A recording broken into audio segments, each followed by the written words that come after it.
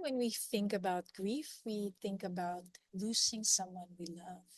And indeed, that is grief. I'm doing a series of videos on grief beyond just losing someone. And I know losing someone can be a very tremendously painful experience. But today we're talking about grieving, loss of connection. You could call it a disconnect, maybe with your mother, your father. It could be a disrupted attachment, and that too could be grief. Why this is important? Because many times this is probably something you may not be conscious about, but grief, if not tended to, if you're not aware of your own grief, can possibly manifest as anger. Of course, not all anger comes from grief, but it could be anger. It can result to depression, anxiety. It can even result to addiction. If you listen to or watch the show Hoarders, you'll see that not all, but some of the theme of hoarding, at least in that show, is due to grief, of trying to just numb the self, the body, the emotion of something so painful. Now, going back to um, the feeling of being disconnected to a caregiver, what that can bring you, okay, if it's untended to, if it's not healed. And sometimes you might be grieving your whole life, but you've coped with it. I liken it to a garden in which you have a beautiful garden, and suddenly this beautiful uh, vase is suddenly not there. And so all your life, you might be busy trying to fill that space where the vase used to be. You might plant something, buy a few different vases, but it's just not cutting it. There's nothing that could replace that vase that used to be there. So grief is indeed losing someone, but also losing a part of ourselves. Why the grief of a disconnected or loss of attachment is so painful? Because it is the feeling of loss connected to an idea of what could have been, should have been. Let's say if you don't have that relationship with your mother, like how you wish forever as a child, you're fantasizing of this type of relationship would have been something that you exactly needed as a child and still need, and something that you probably would not ever have if that's the case for you. I do wish, sometimes these things could also be healed and we do get a second chance as adults. So if that's you, that's wonderful. For some of us, it's something that we might grieve about. So how this really affects our relationship. If you have something that you're missing and yearning about, it makes sense. It's something that you're craving for.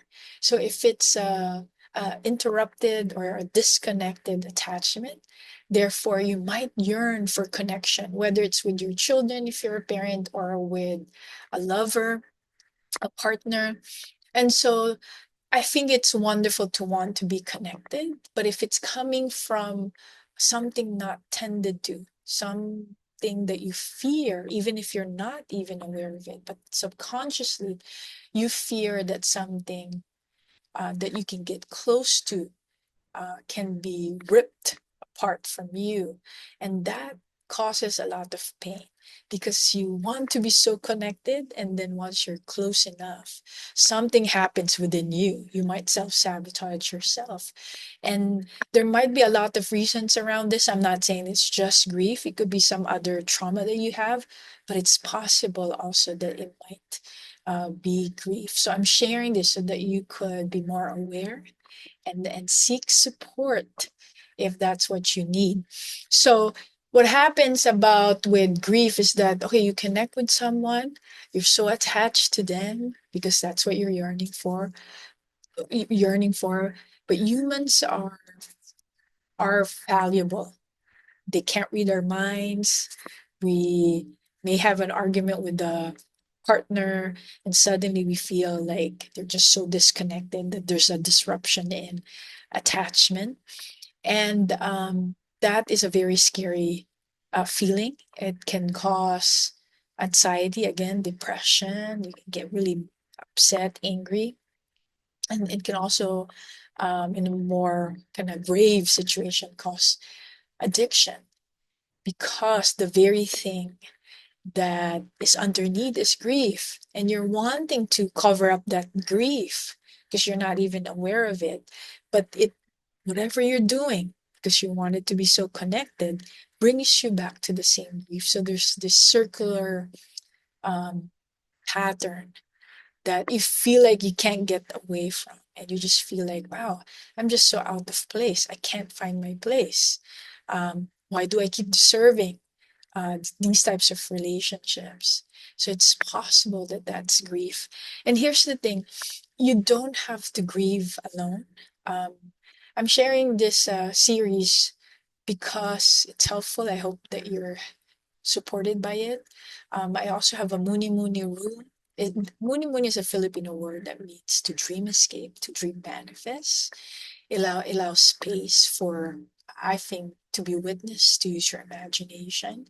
The next one will be April 5, 2025. If you're watching this and you're within that time frame, it's a live class, 90 minutes, and we basically dream escape to experience joy if it's joy, but also the deep hurts, wounding that is hard for us to face alone. So the first one in April 5, 2025 at 9 a.m. I'm gonna put the link here. Is on collective grief because you don't have to grieve alone.